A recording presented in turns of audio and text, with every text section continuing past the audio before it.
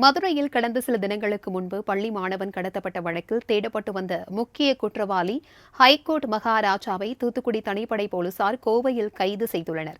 இதுகுறித்து விரிவான தகவல்களுக்கு எமது செய்தியாளர் மோகன்ராஜ் இணைப்பில் இருக்கிறார். வணக்கம் மோகன்ராஜ். அவர் எப்படி பிடிபட்டார்? போலீசாரின் அடுத்த கட்ட நடவடிக்கை என்ன? இதுகுறித்தான விவரங்கள்.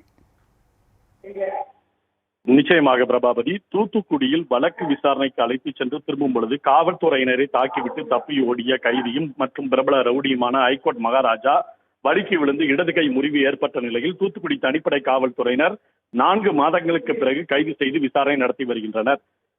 தூத்துக்குடியைச் சேர்ந்தவர் ஹைகோர்ட் மகாராஜா. இவர் மீது கொலை முயற்சி உள்ளிட்ட பல்வேறு வழக்குகள் உள்ளது.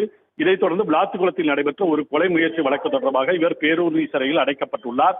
இந்நிலையில் இந்த வழக்கு விசாரணைக்காக பேரூரணி சிறையில் இருந்து ஆயுதப்படை காவல்துறையைச் சேர்ந்த பெண் காவலர் உள்ளிட்ட 2 பாதுகாப்புடன் விளாத்திக்குளம் நீதிமன்றத்தில் ஆஜர்படுத்துவதற்காக கடந்த 5/3/2024 அன்று காலை பேருந்தில் அழைத்துச் சென்றுள்ளனர்.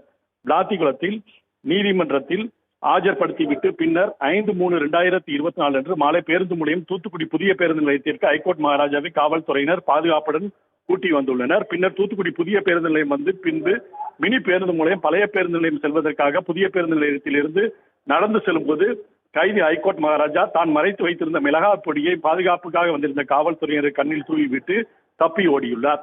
இந்த சம்பவம் தூத்துக்குடியில் பெரும் பரபரப்பை ஏற்படுத்தியது. இந்நிலையில் காவல்துறையினர் அவரை தேடி வந்தனர்.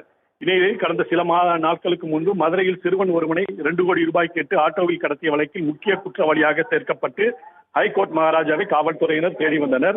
இதைத் தொடர்ந்து ஹைகோர்ட் மகாராஜாவை பிடிக்க மாவட்ட காவல் கண்காணிப்பாளர் பாலாஜி சரவணன் உத்தரவின் கீழ் தனிப்படை அமைக்கப்பட்டு தனிப்படை காவல்துறையினர் தலைமறைவாக இருந்த கைதியும் பிரபல ரவுடியுமான ஹைகோர்ட் மகாராஜாவை கோயம்புத்தூரில் வைத்து நேற்று கைது செய்ய முயன்ற போது தப்பி ஓடிய நிலையில் வழுக்கி விழுந்து இடது கையில் எலும்பு முறிவு ஏற்பட்டதாகவும் தற்போது வடபாகம் காவல் நிலையத்தில் வைத்து விசாரணை நடத்தி வருவதாகவும் கூறப்படுகிறது. கைது செய்யப்பட்ட ஹைகோர்ட் மகாராஜாவிடமிருந்து ஒரு துப்பாக்கியும் போலீசார் பறிமுதல் தகவல்கள் தெரிவிக்கப்பட்டுள்ளது. பிரபாபதி, தகவல்களை பகிர்ந்தமைக்கு நன்றி மோகன்ராஜ்.